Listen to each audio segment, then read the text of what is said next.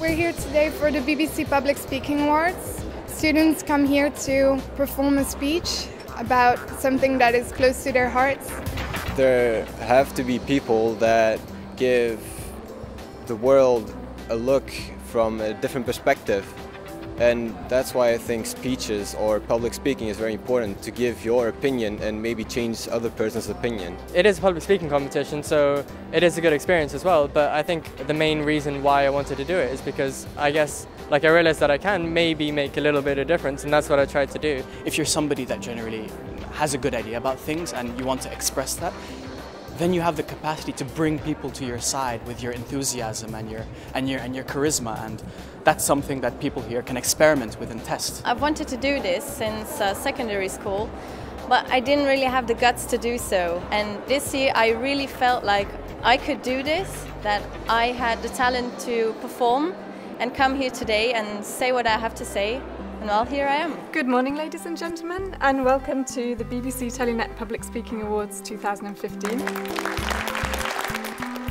If you only have love for your own race, then you only leave space to discriminate, and to discriminate only generates hate. I think it's important for them to develop some self-confidence. I mean, speaking in front of an audience is something you get to use for most of your life, and it teaches them a few things. Like how to capture attention, how to address people, and how to make a point very clearly and very concisely. If I ask myself what culture is, the first thing that comes to my mind is arts. Arts and the older forms of human intellectual achievements. You might think that I'm all for technology, and I find it to be the best thing in the world. For youngsters like me, can't even imagine a world without technology. 7 billion who actually live as parasites, slowly abusing and destroying their host with no regard for sustainability. Some of those parasites carry a certain awareness. I'm here today to represent those with awareness and inject some in those who need it.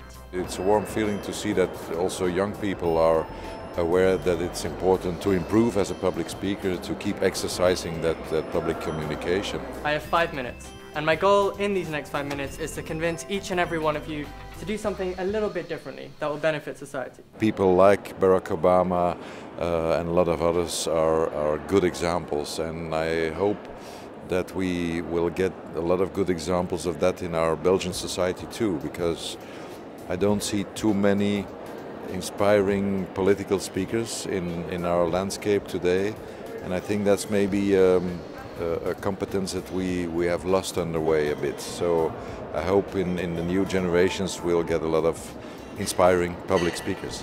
In the second grade, I had a first love. And recently, I found out about her again on Instagram. I was like, great, maybe it's time to reignite some little chemistry between us. I accidentally liked one of her pictures, and then she blocked me. I don't think she remembered who I was. If it's a never-ending well of getting scientific information, and we will always remain ignorant, why do we still bother? I think that ignorance is the mother of all problems, of all conflicts. If you don't know a lot, you won't understand each other either. This is quite an organization. I'm very overwhelmed myself, and I'm very impressed because of the way this is organized. The jury is very professional, so I'm looking forward to continuing this competition. Thank you.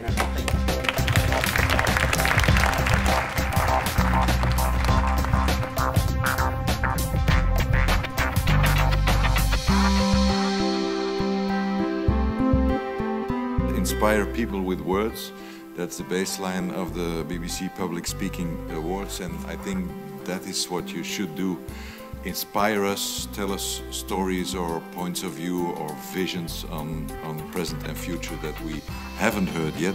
Try to give us that little piece of vision and of inspiration that we can take home and with which we can improve the world.